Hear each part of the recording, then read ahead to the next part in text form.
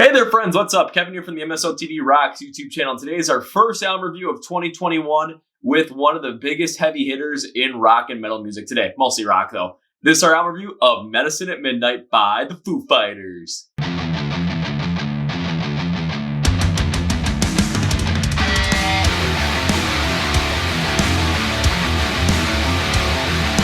Before we get started though, please follow MSOTD Rocks on places like Facebook, Twitter, and Instagram. You'll get the 30-second song that they feature on every single one of those platforms, and it's a way to get in the know with a lot of the big bands in the scene today, but also with a lot of the emerging upcoming artists as well to figure out what you like, what you don't like, and really just figure out what's coming next. We also post anytime anything gets released on the YouTube channel, podcast, whatever it might be, on all of those platforms, and we post a lot of questions on those platforms as well.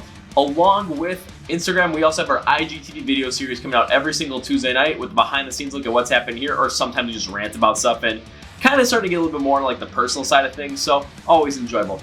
And every single Wednesday night, 9 p.m. Central on Instagram, we go live for an hour, and it's just whatever the heck happens, so please come and join us. Please also subscribe to this YouTube channel because not only will you get these album reviews, you also get many of the other videos that we do every single week, such as our Kevin Figures Out series where I figure out if I like certain bands or not that I'm not that well versed in. Do our top 10 list, our videos about emerging bands in the scene today, and of course, any kind of year-end awards from 2020, 2019, 2018, go check those out as well. This is also where the Chord Progression podcast lives, the video version of it. It is our very own podcast where we're interviewing a lot of the upcoming emerging bands in the scene today, and now we're starting to get into some of those heavy hitters as well, and we talk with this total kind of unconventional style where whatever the heck happens. I mean, you get in these conversations where we, of course, the music is the base of it, but you never know what comes next. It's always great to know these artists in a little bit of a different light through the Chord Progression podcast. You can watch those videos here on YouTube, or you can listen on Spotify, Apple Podcasts, Google Play, iHeart Radio. Link, subscription below for everything. So like, share, subscribe. Enough with that. Now let's go.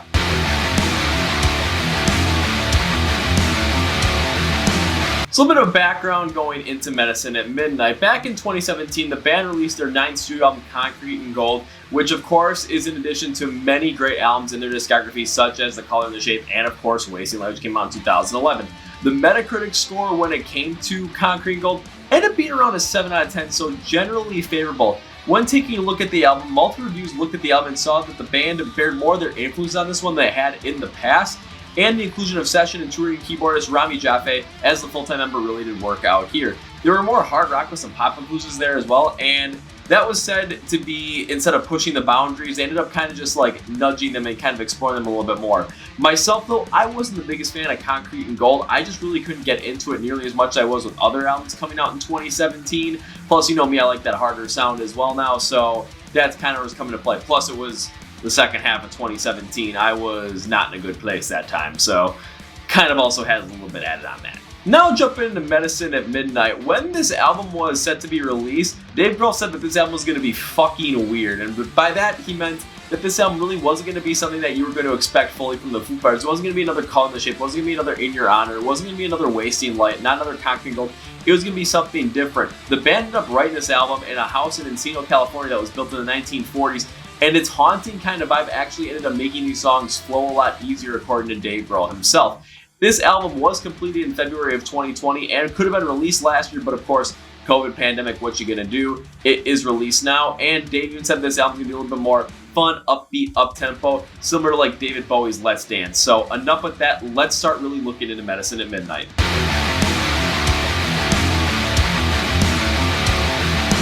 When it comes to concept construction instrumentation on Medicine at Midnight, of course Dave said this was going to be fucking weird, and he was not kidding. We were not going to get the same kind of style that we got on The Color and the Shape, or on In Your Honor in the late 90s and 2000s, or we got on Wasting Light, which happened 10 years ago in 2011.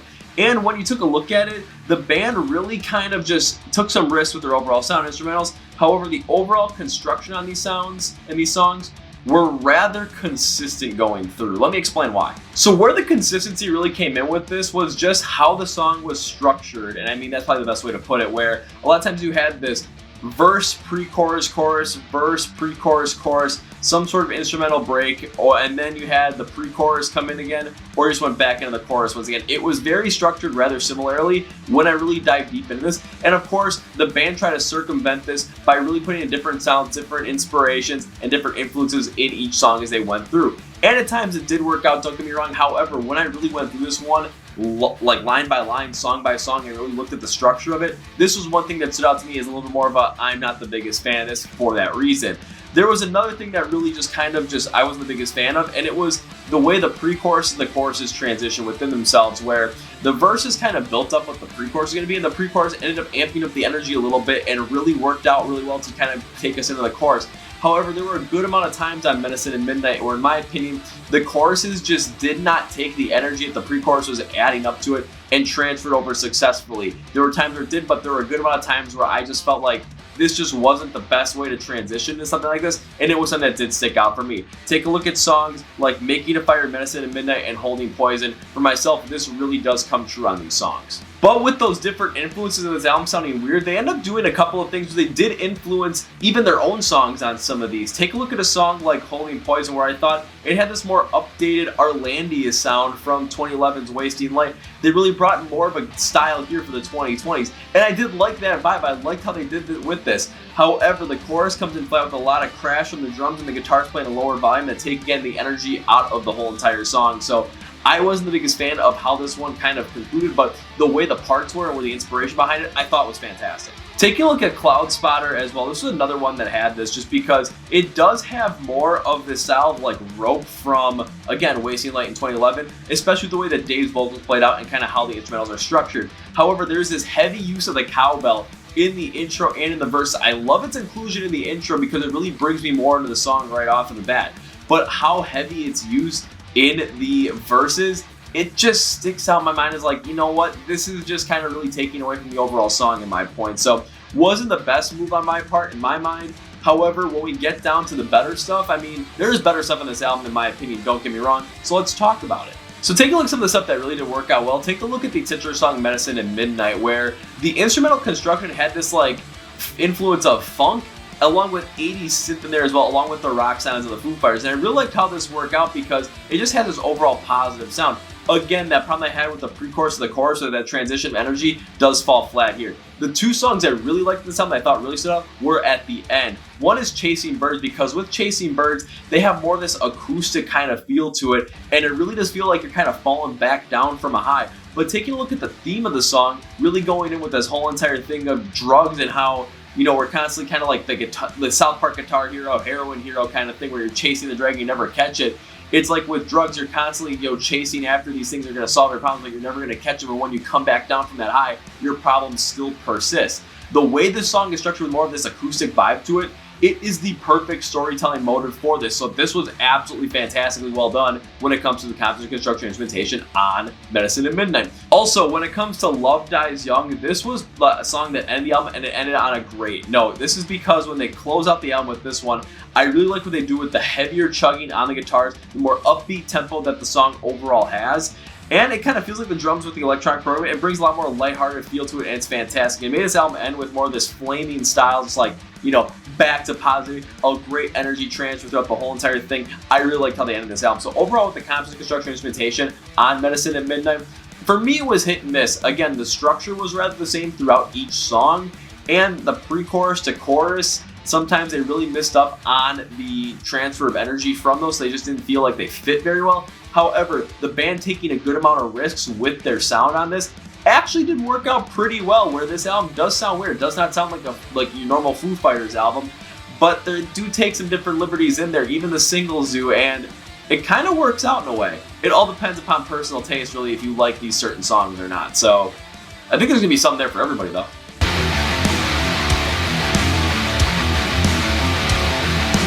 When it comes to the vocals, though, you know, we're definitely going to get exactly what we expect from Dave Grohl. We know his range at this point. We know the roughness in his vocals when he really gets more amped up in vocal. We know the kind of softness that it also has when he gets softer. And I'll say this, with this album, we're not going to get one of those white limo moments from 2011. We're not going to get the yeah, limo kind of stuff. So did this consistent sound that we know from Dave Grohl really work out on this album? And the answer is Yes and no. Where this works out though is when Dave accurately uses his vocals to just amplify what the composition, construction, instrumentation on this song is really working out to do. So it's really amping up the storytelling motive of this. Take a look at a song like Waiting on a War. This is probably one of the better ones for this, where his verses remind me of like times like these, and playing over the acoustic sounds is really something great because it gives you the feeling of anxiety that you're waiting on a war to come, and kind of also that reflective feel from the past. However, as the song ends and it gets more amped up with more energy, especially from the instrumentals, Dave's vocals do end up getting a little more of that raspiness in there, so it brings it with a more of a higher energy, like the anxieties come back, a little bit more of a modern take on it. We'll get to why back in the themes and styling songs of this review a little bit later. Also look at Chasing Birds as well, where with the acoustic sound, Dave keeps it a lot softer, a lot more mellow. And this really does work out well because, again, with the theme of the song being that drugs are not going to be the answer to solving your problem, when you come down from that high, your problem still persists. More the melancholic, softer style really works out so well with the more acoustic style and instrumentation that this song just stands out as a huge plus. Also, Love Dies Young is on this as well, where Dave ends up working more of this energetic style to match the guitar strumming, but it has more of his classic singing voice added onto it overall. The reason this is done is because the slightly softer tone of the verses, it lets the instrumental carry the song with, again, more of that fun style. But the ending of this, Dave gets rougher with the vocals, and we really feel the energy here, so close out the album in a great way. Really, the only times where Dave vocals really don't work is, again, when you're transitioning from that pre-chorus to chorus and hearing how his vocals and instrumentals really amp up the energy, and how his vocals kind of also fail to transfer over that energy fully to the chorus, so really making that natural transition. It's just something that really sticks out to me overall on this one, where it's not the best. I've heard Dave do this in the past, like, you know, where he has this like more vocal, more voluminescent style vocal going into the pre-chorus, and then kind of lose a little bit of that in the chorus. Again, Love Dies Young is a great example of this and how it works. However, songs like Making a Fire, Medicine at Midnight, and Holding Poison, they really do not do this all that well. So when it comes to Dave's vocals on this, yes, we're going to get exactly what we expect from Dave Grohl. When it comes to his vocals really amplifying what the instrumentals are doing, it really does work out well here. Again, songs like Chasing Birds and Love Dies Young really do make this work. However, there are times where that transfer over from energy from the pre-chorus to the chorus could have really worked well with his vocals as well, but they just fell flat in the end. So again, not a perfect album, but when it comes to the Foo Fighters, we can always expect good quality, and for the most part, there is good quality here.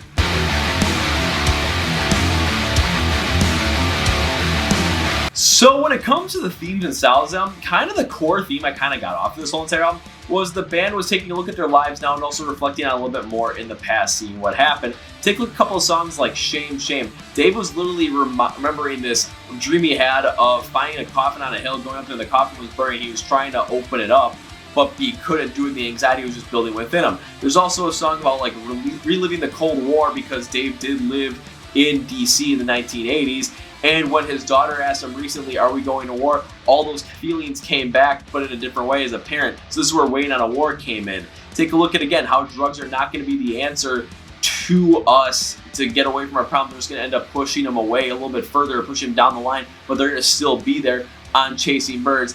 And then Medicine at Midnight talked about accepting the flaws in someone and also working with them to kind of better themselves as well, so they don't, you know, stick within those bad habits. Kind of just like recognizing that they have them, accepting them for the having them, but helping them make the positive change in their life as well. You know, that Medicine at Midnight feel. And did they end up matching up on this? And the answer is absolutely they did. Again, two songs that really put this out there. Waiting on a War with kind of the softer feel of it, more of a strumming style on the guitar in most of the song. Yet Dave is reflecting on what it was like to go through that and all that anxiety of a potential war, of an impending war kind of in feel, back in the 1980s living in DC. And then when his daughters asked him the same thing recently, and he felt that kind of come back, that's where the energetic style at the end of the song really comes in. So it makes perfect sense in how this was constructed. When you go to Chasing Birds, again, you're going to get this feeling of coming down from a high and realizing that your problems are still there. And you might try and, you know, go all Guitar Hero, South Park Hero style and try and inject more to chase after the dragon, but you're never going to get it. It's kind of the same thing here, where those problems are always going to be there. That solution through drugs is never going to end up being the true solution, so you got to face those head on. You got to take care of those right away. So Chasing Birds, again, you're never going to catch them. Overall, though, when it comes to the themes and sounds of this album, yeah, it does make a lot of sense. And the way the songs are constructed to tell these stories, it works, man. I'm not going to lie, it absolutely works. So this is an A+ in my book.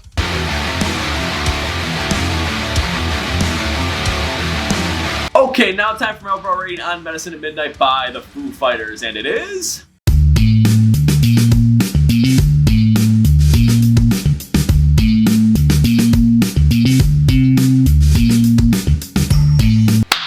I'm gonna give Medicine at Midnight a 6 out of 10.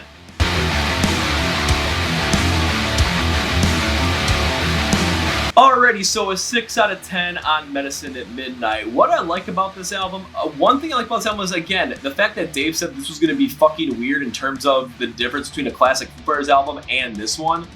I'm actually liking the attempt at this one because they used a couple of different sounds, used a couple of different styles, and they really tried to bring forward some different themes and emotions through those. The band definitely tried doing some different things to break away from their own sound, become a little bit more experimental, and I did like the attempt at that. Shame Shame is the perfect example of something like this in the end because they started out with this as their lead single, and the reason Dave wanted to do this is because he wanted you to know that this album wasn't going to be the same old stuff. And it did work out well, even though Shame Shame is not one of my favorite tracks. Waiting on a War, again, with the softer lead and then the amped up feeling at the end of it, it works out perfectly to describe the theme and sound lines of the songs. Of course, we're not going to get anything that went super duper crazy like White Limo did back on Wasting Light in 2011. What they were able to do is to create something that had this more fresh feel to it while also still being very Foo Fighters in their own way. So I did like how they pulled this off. One thing I like about this album, again, is the song Chasing Birds, where this sound of this song is not something that I really particularly care for that much, personally. However, the way the song is constructed to really tell that story through drugs and how coming down from that high is going to reveal that your problems you have still persist and drugs aren't going to be the answer to stop that. Again, this song really feels like you're coming down from a high. The way the vocals are constructed, the acoustic stylings of it, everything is done perfectly on this one and the construction is great. Also, Love Dies Young is a great example of how this style works out as well in terms of really bringing forward what I like. And when they close out the album with Love Dies Young, I just love how they do this, just because the heavier trucks on the guitar with more upbeat tempo feel from the drums with the electronic programming that's added on in there to make this more of a lighthearted sound was absolutely fantastic. It made the album end like, you're kind of like the love was flaming out and it was it. Love Dies Young, perfect way to go about this. And Dave's vocals maintain the energy with more of this upbeat feel. They got really loud at the end, and you could just hear the signature roughness in his vocal style. So again, you're bringing back more of that Foo Fighters style, but you're just having fun with it at the exact same time as well. I really liked the last two songs of them. I love how Medicine at Midnight ended. That's why I gotta put it in this section. Now, of course, 6 out of 10 is gonna be something that I dislike. And one thing I disliked about this was, again, just the way the songs were structured consistently. It was like verse, pre-chorus, chorus, verse, pre-chorus, chorus, some kind of break, pre-chorus, chorus, or just take out that last pre-chorus, put a chorus in there. And again, I said the band tried to circumvent this a little bit by doing with a different style on almost every single song, really taking a different feel of it, really bringing over a different energy. And again, it did make sense to kind of circumvent that, but I was kind of hoping for something a little bit wackier in terms of the overall sounds. Kind of like what they did with Walk, of course, with the longer bridge style that they did that with. Like, I was kind of hoping for something like that a little bit thrown in there. Again, it's not the worst thing in the world they did this because each song does sound different. However, when I was going through this, more with a fine-tooth comb, the way I do it, this did pop out to me a little bit of a way, so it is something that I'm not the biggest fan of here. One thing I did like about this album was, again, I spoke about it with the stylings of the songs and the construction, instrumentation, even the vocal performance, was the lack of energy transfer from the pre-chorus or the chorus. Except on Love Dies Young, where the transfer was really well done, this kind of was a thing that I was the biggest fan of, just because the verses started out one way, but then the pre-chorus really started to bring up more of this energy in a Foo Fighters style to really let the chorus really stand out in a certain way.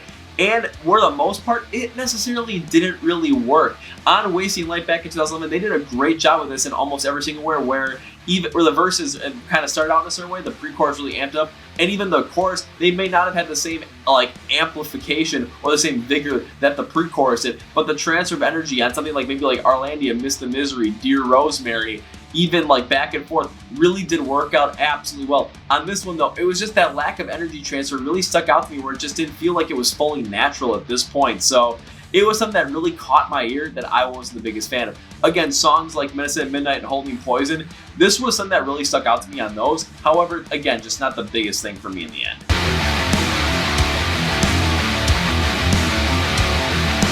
Now time for my final thought. With this being the 10th Foo Fighters album of all time, and with Dave saying this is going to be fucking weird, again, I was curious to see what was going to happen. After hearing Shame Shame for the first time, I was like, let's kind of see where this goes here. Overall, though, when it comes down to it, I think they created a rather solid record. I mean, 6 out of 10 that is pretty good and it's very consistent. When it comes down to it though, there are points again that I did like. I like the fact they kind of really told great stories on Chasing Bird and Love Dies Young. I love the fact they took this like 80s inspiration with a synth style along with a funk inspiration, put on Medicine at Midnight. The way they told the story of Waiting on a War, the way it was created was really well done. Hell, even using Holding Poison to kind of bring back more of that Arlandia Wasting Light style in the way it was constructed, I thought was fantastic. You're getting all these different influences, even influences from themselves, and putting it all into this album. Where I necessarily didn't like it though was the fact that it just didn't feel like they fully worked very well. Again, with a very consistent structure, they did try and circumvent that again by using different inspirations, different sounds. However, it just wasn't the best thing in my opinion. And then the lack of energy transfer from that pre-chorus to chorus though wasn't something that really stuck out to me very much as well. However, is this a bad album? By God, no. This is a rather solid effort from the Foo Fighters once again. Is it going to be in the same level as The Color and the Shape or Wasting Light? Nah. Is it going to be somewhere in the middle though? Yeah. And do the Foo Fighters make good music? Yeah. So you should have a listen to it. That's going to be for me today, guys. Thank you for watching to this YouTube album review of Medicine at Midnight for the Foo Fighters. My name is Kevin. And with the hat flip, I missed again. So see ya!